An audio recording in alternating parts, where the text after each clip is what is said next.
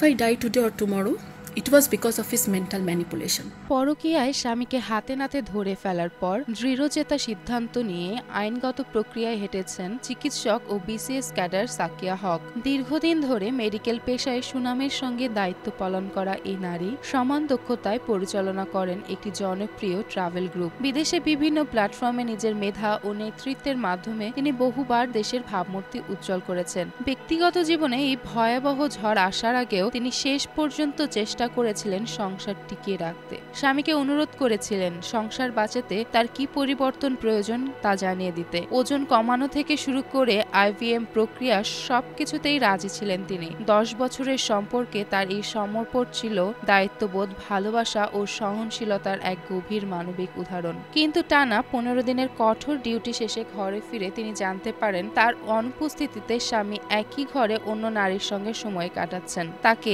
বউ বলে মনে হয় না, যা একজন মানুষের প্রতি চরম অবমাননাকর ও মানসিকভাবে ধ্বংসাত্মক মন্তব্য।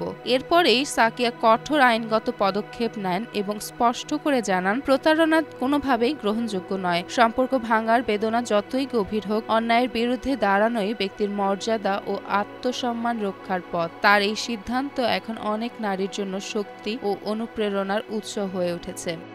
যেমন ফারিয়া, জনকণ্ঠ।